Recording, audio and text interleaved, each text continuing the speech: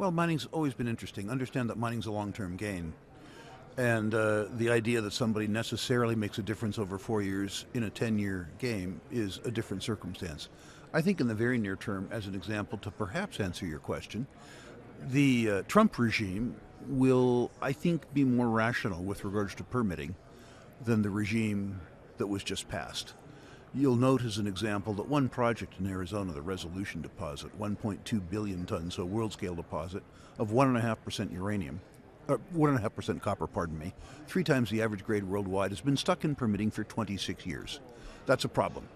To the extent that the regulatory climate becomes what I would describe as more rational, that will benefit people who mine in the U.S. Certainly in Canada, if you're in the oil and gas business, the decision by Prime Minister Trudeau to pursue other employment opportunities is a wonderful circumstance. The idea that the Prime Minister didn't see that there was a business case for natural gas when all of his customers saw it. Germany begging for it. Germany begging for it, Japan begging for it, China begging for it, says a lot.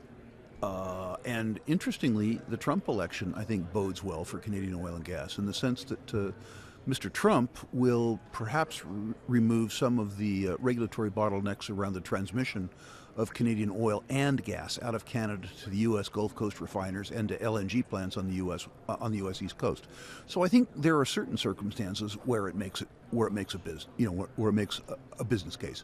I also think that the wind is in the sails for resource and precious metals reasons for reasons that are not geopolitical. You and I talked about it in a past interview. I think that the arithmetic around U.S. debt and deficits means that we're going to face higher inflation in years ahead than people believe we are, which will be very good for the gold price, irrespective of who leads what country.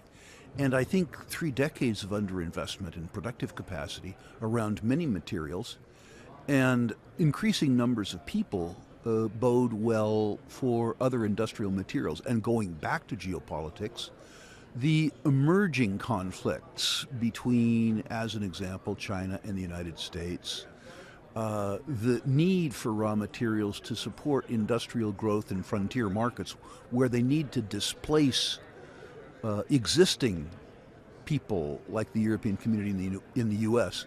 means that perhaps the cost of capital for resource companies come down as industrial producers, OEM manufacturers, things like that, in places like Japan, places like Korea, places like the United States, places like China, participate in this global geopolitical game. And my opinion is very unpleasant with regards to that. I think every jurisdiction in the world is bad. I don't think there are any good ones. I believe that the government that's most dangerous is the one that's closest to you. I'm here in British Columbia. People in British Columbia, because they understand the risks here, think it's a great jurisdiction. I think it's a horrible jurisdiction. I've been treated better in Congo than I have in BC, or California for that matter, where I was from. So I think all the jurisdictions are lousy. Within Canada, my preference would be to be in Alberta, in Saskatchewan, or in Quebec, rather than other provinces. If I was going to be in BC, I'd want to be in Tahltan land. I'd want to be in First Nations land where the First Nations were intelligent and supportive of resource development. I think the U.S. regulatory climate is going to get a bit better, but remember that Trump doesn't control the individual states. So if you're looking to play the Trump game, look to play the Trump game in Alaska, look to play the Trump game in Wyoming, look to play the Trump game in Nevada, look to play the Trump game in Texas, and be very careful everywhere else. He's not the boss. In jurisdictions that look really, really, really bad, like Mexico, understand that the bark is probably worse than the bite.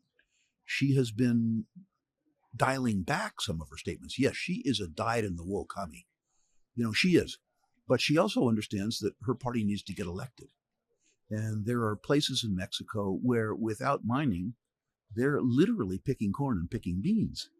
So what she has said is, to the extent that a mining project generates local support, local goodwill, that she will support it on a national level. What she has said is that localities are going to begin to control the process in Mexico. I happen to believe that's a lie, but it's a wonderful sounding word because that's the way it should be in Mexico. So politics, very, very, very mixed message. I have been buying, I had reasonable holdings of Canadian oil and gas stocks anyway because they were cheap. Now that the political winds have changed, there's a catalyst in place which will make something cheap not so cheap. And I like that. I already own them, and I'm buying much more. What interests me recently, and this has been a factor, is the fact that the Fed is cutting rates and the long-term rate has risen, which is to say that the Fed has lost control of the long end of the interest rate curve. What big investors are saying is that the Fed's estimates of inflation going forward are wrong. They understand that the Fed is trying to lower interest rates despite a strong economy for political purposes, but the risks to them are increasing rather than decreasing. So the Fed is lowering the short-term cost of funds, and the market is taking up the long-term cost of funds. That's extremely telling. The Fed wishes it wasn't true, but the Fed is beginning, as it did in the Clinton years, to lose control of the long end of the interest rate, and that's very interesting. I buy them for the 4 or 5 year context based on what I think they're worth. What the market tells me is that the gold price is going to go higher because inflation is going to go higher. It might be that there is less dumb money in the space as a consequence of a risk-on trade or a risk-off trade. And it might be that something that's a 45-cent stock becomes a 30-cent stock. I don't care much about that. I care about a 45-cent stock where I'm okay if it went to 30 because I think it's going to $4. So for me, I look at things very, very differently. The near-term cost of funds doesn't impact my decision at all because I'm not smart enough to be a trader.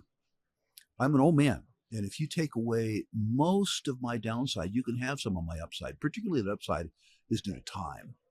When I look at the interest rates, I'm looking at something very different. I'm looking at the economic signals, not the flow funds.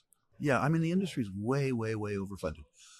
A lot of companies, probably 80% of them in the space, if they raise any capital at any price, their cost of funds is sub-zero because while they have a positive market cap, they have a negative enterprise value. They are, on a net present value, they're worth less than nothing. And it would be lovely, although it will never happen, if we raised the same amount of companies, but we raised it for 90% fewer companies so that we adequately funded the good companies and we starved the bad companies. It'll never happen, but it's something that speculators need to keep in the back of their. So let's think about that just for fun. It probably costs $250,000 a year to run a public company for legal, audit, exchange fees before you've paid rent, before you've paid for the copier, and before you've paid salaries.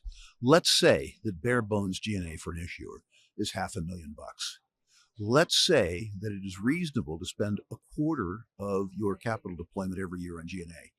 What that means is that if your company isn't spending $2 million a year, that they have too much G&A. What on earth is somebody going to do with a $600,000 financing? I'll tell you what they're going to do. They're going to salary it up. That's what they're going to do.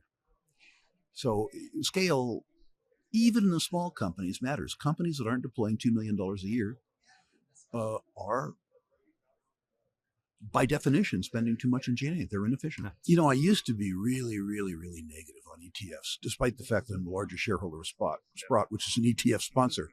But I used to look at some of these indexes, and there'd be, if there were 35 companies in an index, there might be 20 that I wouldn't own with my own money. And the idea that I'd pay somebody a fee to own stocks I wouldn't own seemed inelegant. Then I recognized that most investors aren't willing to do as much work with me. And for them, they want the beta. They want to be in the market, but they want to be in a market in a way that allows them to spend time with their grandchildren, stuff like that. So I get it. I've come around there. I would rather see them in the market than see them not in the market for their own purposes, not for the market's purposes. So I'm more inclined towards ETFs now than I used to be. Somebody who gets in an ETF needs to understand that they're going to slightly underperform the market beta because there's a management team, a management fee. But I'm okay with that. I think that people, even in ETFs, overtrade. Let me give you a really funny anecdote, Kai. I don't know if you know this. The huge Fidelity Mutual Fund Group looked at their whole investor base and they sliced it up by age, region, race, all kinds of things. And the component of their investor base that had the investment returns over 10 years, you know what they were? Dead people. Dead people. People who didn't trade at all, didn't chase the latest fad.